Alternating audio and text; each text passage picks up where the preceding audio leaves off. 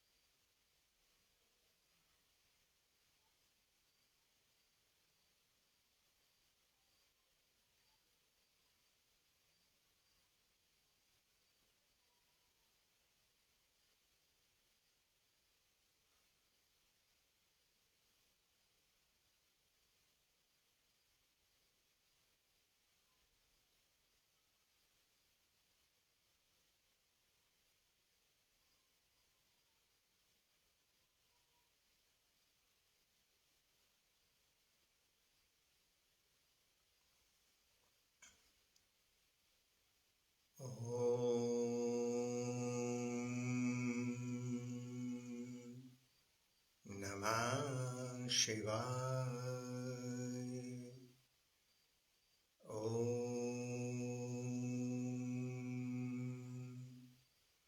नमः शिवाय।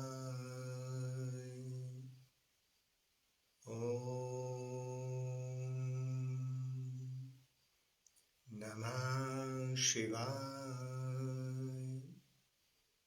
हे समस्त प्रिय आत्मन मित्रों, प्रभु प्रेमी गुरु प्रेमी, ध्यान प्रेमी आत्माओं, आप सबके भीतर विराजमान अविनाशी अनंत परम गुरु परमात्मा के श्री चरणों में हिमालयन ऋषि का कोटि कोटि प्रणाम।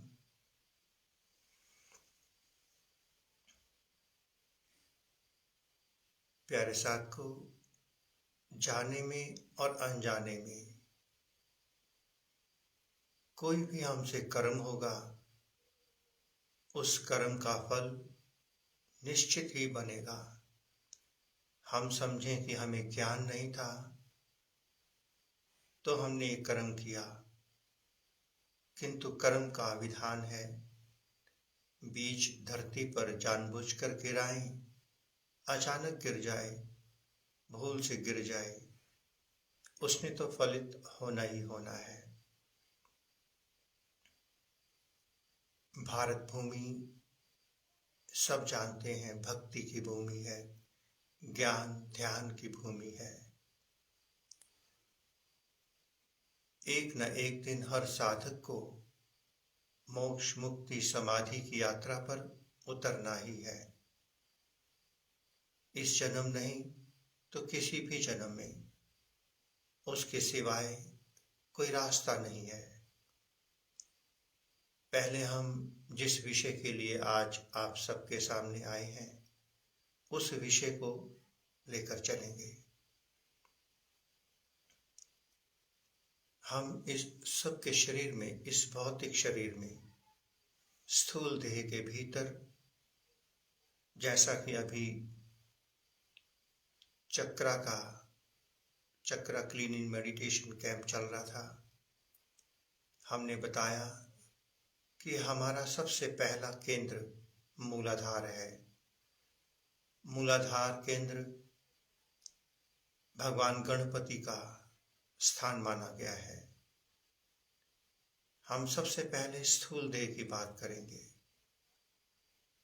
पहला चक्र, पहला स्थान मूलाधार, अर्थात घर के भीतर प्रवेश करने से पहले हम गणपति भगवान को स्थापित करते हैं।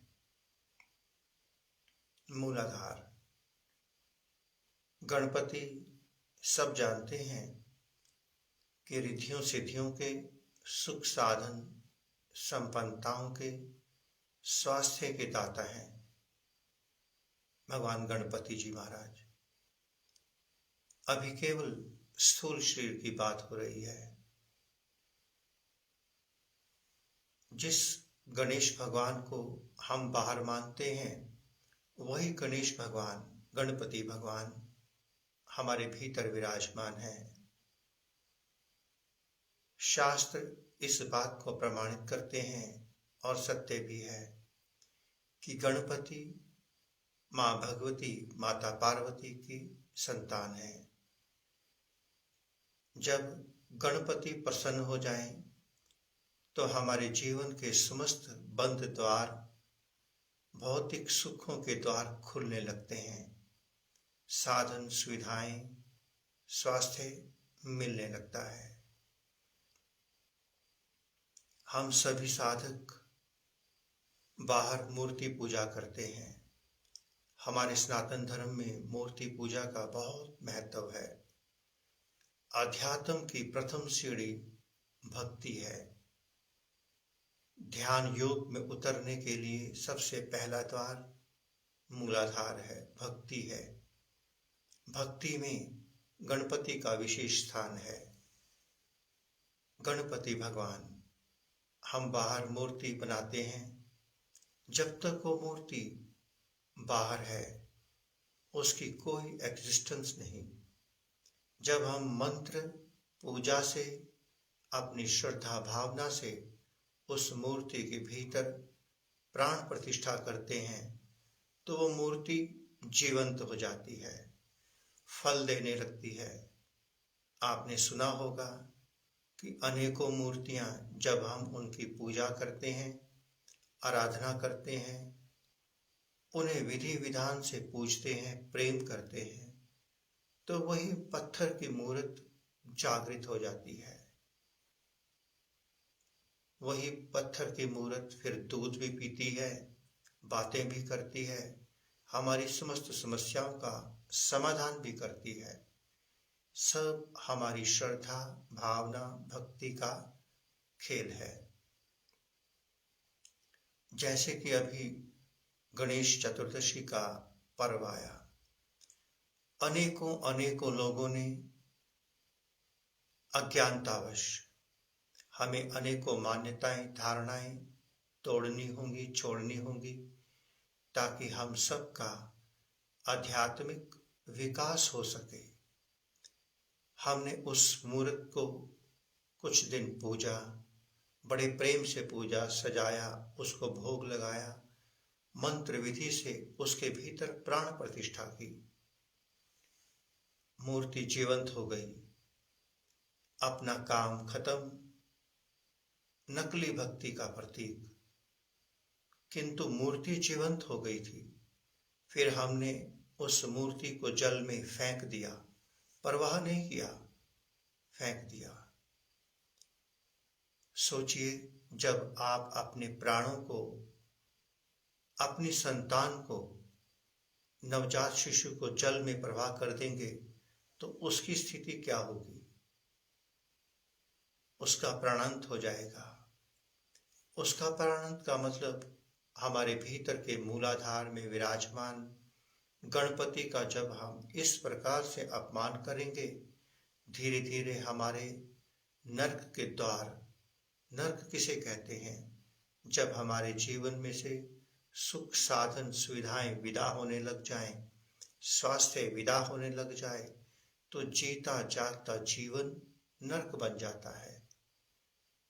पहले तो हम अपनी संतान को जन्म दें, उसके बाद उस संतान को, जैसा कि आज के समय में सभी कर रहे हैं, अज्ञानतावश कहें, जानबूझकर कहें, रूढ़िवादी सिस्टम कहें, हमारे सनातन धर्म में प्रेम को बड़ा महत्व दिया गया है। जब आप किसी से प्रेम करते हैं, उसके साथ ऐसा व्यवहार कभी नहीं कर सकते। या तो आपकी भक्ति नकली है, झूठी है। भौतिक जीवन पर उसका असर तो पड़ना ही पड़ना है। आज तक आपने जानबूझ करके किया, अनजाने में किया, उसका असर हमारे परिवार पर भी पड़ना है, पूरे समूह पर उसका असर पड़ना है, और उसके बाद उसका असर हमारे सूक्ष्म शरीर में विराजमान, मूलाधार में विराजमान गणपति पर भी पड़ना है। जिस गणपति की कृपा से हमारे भीतर दिव्य रिद्धियां सिद्धियां जागृत होनी है। दो प्रकार की रिद्धियां सिद्धियां हैं। एक इस स्थूल देह के भीतर, स्थूल देह के निर्माण के लिए सुख, साधन, सुविधाएं। दूसरी सूक्ष्म शरीर के भीतर गणपति की रिद्धियां सिद्धियां, जो हमें अध्यात्म के मार्ग पर आकाश की ओर ले जाती हैं, जो हमारे भीतर के द्वार खोल करके हमें अनंत की यात्रा पर लेकर जाती हैं, वो रिद्धियां सिद्धियां। जब आप बाहर के द्वार को बंद कर देंगे, भीतर का द्वार अपने आप ही बंद हो जाएगा।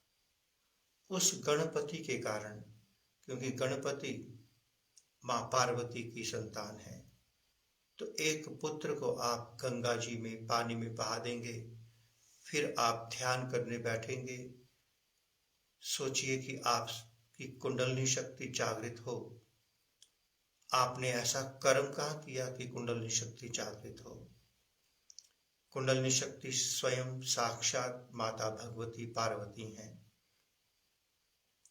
आपने अपने भीतर उस मां भगवती को जागृत होने का अवसर नहीं दिया। इसी प्रकार से हम दुर्गा पूजा करते हैं, बाद में उस दुर्गा का विसर्जन करते हैं। आप अपने भीतर की पहले दुर्गा को, कुंडलिनी शक्ति को जगाने के लिए प्रार्थना करते हैं, मां भगवती से, भगवान शिव से। जब वो जागने के करीब पहुंचती है, आप उठा करके उसे फेंक देते हैं जल में। ये आप लोगों का कैसा प्रेम है। हम सभी साधकों को एक बात ध्यान से समझ लेनी चाहिए। पहला द्वार भक्ति। जब आपकी भक्ति ही सफल नहीं होगी, योग कहां से सफल होगा। हमारी भारत भूमि भक्ति की और योग की भूमि है। यहाँ योग के मार्ग से अनेकों अनेकों साधक सिद्धतव को बुद्धतव को उपलब्ध हुए हैं, होते ही रहते हैं। योग का मार्ग सबसे सुंदर और सर्वोत्तम है, सरल है, जहां आपके ना तो पाप बनते हैं ना पुण्य, क्योंकि योग शुरू ही वहीं से होता है जहां आपकी मन बुद्धि इंद्रियां एक किनारे हो जाती हैं और आप अपने भीतर प्रवेश करने लगते हैं। किंतु भीतर प्रवेश करने से पहले बाहर के इस स्थूल देह को पवित्र करना भी बहुत जरूरी है। बाहर की देह सेवा साधना भक्ति से पूजा पाठ से क्लीन होगी, पवित्र होगी, स्वच्छ होगी। तो प्यारे साथ को कल तक आपसे जो भी हुआ, जिसने भी कराया, अब आप कहेंगे कि शास्त्रों में ऐसा ज्ञान वर्णित है। शास्त्रों में हमें, शास्त्र को आप स्वयं मत पढ़िए, किसी संत सदगुरु के श्रीमुख से सुनिए, फिर वो उसका सही सही उत्तर बताएंगे, सही सही रास्ता दिखाएंगे। गणपति विसर्जन का अर्थ क्या होता है, अभी आप इसके बारे में नहीं जानते। शास्त्रों में कोई बात गलत नहीं लिखी गई, ऋषियों ने कभी कोई बात गलत नहीं लिखी। गणपति विसर्जन का अर्थ है कि अब आपको मूलाधार से उठकर स्वाधिष्ठान की ओर यात्रा करनी है। किंतु आप क्या करते हैं, अपने भीतर के गणपति को, बाहर के गणपति को विसर्जित कर देते हैं। कहाँ हमारा ध्यान सफल होगा, कहाँ हमारी भक्ति सफल होगी।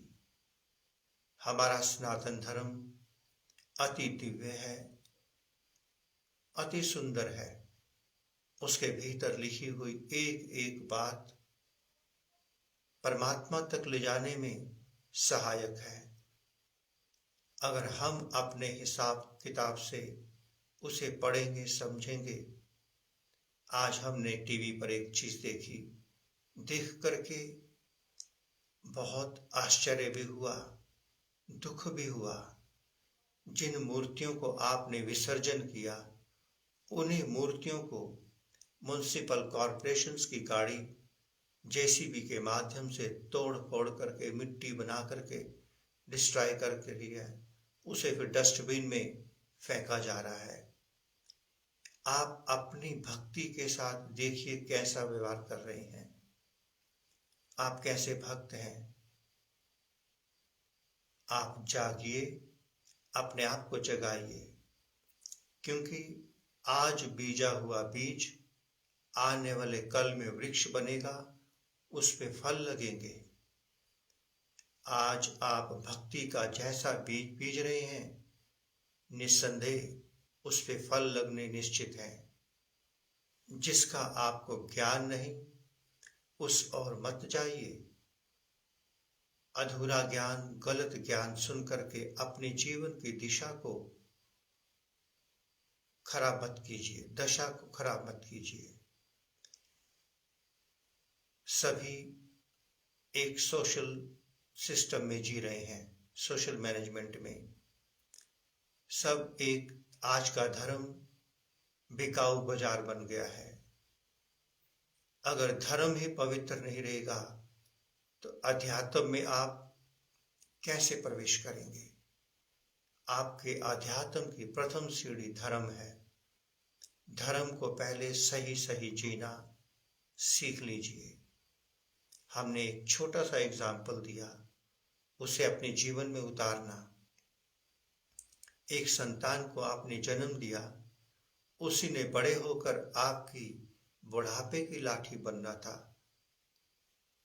आपने उस संतान के साथ क्या किया? आप क्या समझते हैं कि वो मूर्ति जिसे आपने जल में प्रवाह किया, डस्टबिन में फेंक दिया, वो एकमात्र मूर्ति थी? उसके भीतर प्राण भी थे, जिसे आपने अपने मंत्रों से सींचा। कल तक जो हो गया उसका कोई हल नहीं, किंतु आने वाले पल में हमसे ऐसी गलती ना हो, उसका विशेष ध्यान रखना चाहिए। करना या न करना, उसके लिए आप सभी स्वतंत्र हैं, किंतु ध्यान रखना, अगर आप आने वाले कल को सुखमय और सुंदर बनाना चाहते हैं तो जो कल तक हुआ वो दोबारा नहीं होना चाहिए। हम सबके पास दिशा और दशा, दिशा निर्देश, मार्गदर्शन कई मामलों में बहुत गलत है। हमने कल थोड़ा सा इंडिकेट किया था श्राद्ध के विषय में, शायद कुछ साधकों ने सुना भी हो। सुनेंगे सभी, पर मानेगा वही जिसे अपने आत्म कल्याण की चिंता है। हम कल मरे थे, तभी तो आज जिंदा बैठे हैं, नया जीवन मिला। हमारे मरने के बाद पूर्व जन्म के लोग श्राद्ध करते आ रहे हैं, हमें कुछ नहीं मिल रहा। पंच तत्वों में विलीन हो गए। जीवात्मा अपने पाप पुण्य के हिसाब किताब को लेकर नए शरीर में प्रवेश कर गई। हमें अपने कुछ धारणाएं, मान्यताएं, क्योंकि जब तक धारणाएं, मान्यताएं टूटेंगी नहीं, आप भीतर प्रवेश नहीं कर सकते। 2 जगहों पर बलि प्रथा बड़ी महान चलती आ रही है। अब कुछ फर्क है, हिमाचल और उत्तराखंड। धीरे धीरे कुछ संतों ने अपने प्रयास से बलि प्रथा बंद कराई। पत्थर के लिए आप एक जीवंत आत्मा को, जीवंत शरीर को, हम धर्म के नाम पर कितना अधर्म कमाते हैं। प्यारे साधकों, जिन साधकों ने कल या परसों जो गणेश उत्सव था, गणेश को, अपनी संतान को, अपने भगवान को जल समाधि दी, जीवंत जल समाधि थी। जरा थोड़ी देर के लिए ध्यान में बैठकर सोचना कि अगर वो आपकी अपनी संतान होती और उसके बाद दूसरी कोई संतान ना हो तो कैसा लगता। आपकी प्रथम संतान हो, उसे ही आप जल प्रवाह कर दें और उसके बाद परमात्मा दूसरी संतान का योग ही ना दे, कैसा लगेगा। थोड़ा चिंतन, मनन, मंथन करना। अगर आप सच्चे भक्त हैं, भगवान को पूजते हैं, तो चिंतन करना, ध्यान में बैठकर अपनी आत्मा से पूछना कि जो आपने किया क्या वो सही था या गलत। हालांकि हमारा मार्ग ध्यान योग का है, हम उससे हटकर कोई बात नहीं करना चाहते, ना ही हमारा विषय। किंतु जब समाज अपनी दिशा से हटने लगे तो कहीं ना कहीं ऋषियों को सामने आकर निष्पक्ष होकर संकेत, संदेश करना पड़ता है। कोई जाग जाए तो उसका भाग्य, ना जागे तो अपने कर्मों को वो जाने। बस यही कहना चाहते थे। अब दुर्गा विसर्जन का भी समय आने वाला है। देखें कौन कौन सा भक्त अपनी जननी मां को जल समाधि देने का हिम्मत रखता है। अभी कुछ ही समय में दुर्गा उत्सव भी आएगा। शायद आज के वचनों से कुछ साधकों को बहुत पीड़ा हुई होगी, चोट पहुंची होगी, उसके लिए हम क्षमा प्रार्थी हैं। किंतु अगर हम सब ये जानते हुए कि सामने खाई है और फिर भी किसी साधक को उसमें जाने दें, गिरने दें, जानते हुए भी, तो उसमें प्रकृति के हम भी दोषी बन जाते हैं। या तो हम समाज में ना हो, या तो हम आप सबके साथ सोशल मीडिया पर ना हो। हम पूरी तरह से आप सबके साथ हैं। हम आंखें बंद करके नहीं जीते, तो यहाँ आंखें बंद कैसे कर सकते हैं? प्यारे साथियों, आप सबके लिए एक बात कहेंगे, आप में से कोई अज्ञानी नहीं है। अपने आप को अज्ञानी कहकर अपना पिंड नहीं छुड़ाना। कोई भी साधक घास नहीं खाता, रोटी खाता है। सभी साधक सर्दी से बचने के लिए गर्म वस्त्र पहनते हैं। हर तरह की सुख साधन सुविधाओं को अवेल करते हैं। अनपढ़ भी, पढ़ा लिखा भी, उसे सब ज्ञान है, कहाँ बैठना है, क्या खाना है, कब सोना है, सब ज्ञान है। कोई अंधेरे में नहीं है, सबको सब पता है। तो जब सब पता है, तो जो भी आप सब कर रहे हैं उसके बारे में भी आपको सब पता है। क्योंकि जब मंदिरों में हम कोई मूर्ति स्थापित करते हैं, उसमें भी तो प्राण प्रतिष्ठा करते हैं।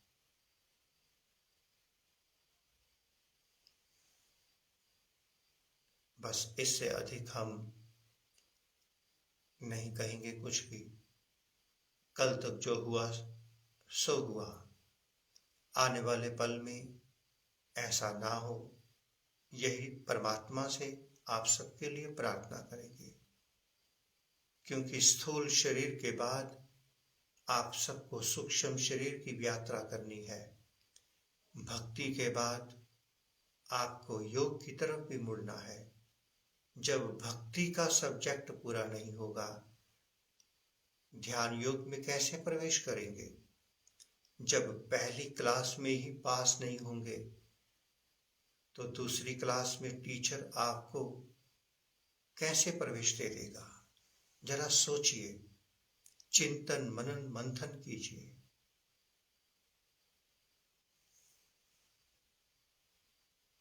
ओम नमः शिवाय।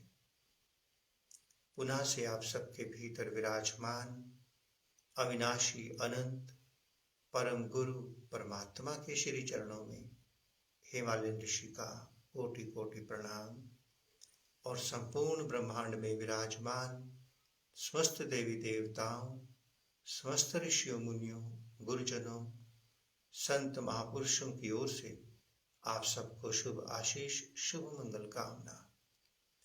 भारत भूमि ऋषियों मुनियों की भूमि है, ध्यान योग की भूमि है, भक्ति की भूमि है। भगवान से ऐसे प्रेम करिए जैसे आप अपनी आत्मा से प्रेम कर रहे हैं। भगवान प्रकट हो जाएंगे। ओम नमः शिवाय। परम पिता परमात्मा, परम गुरु आपको सभी को सद्बुद्धि से सन्मार्ग दे, सबका कल्याण करे, सबका शुभ करे, यही मंगल कामना, शुभ कामना। ओम नमः शिवाय।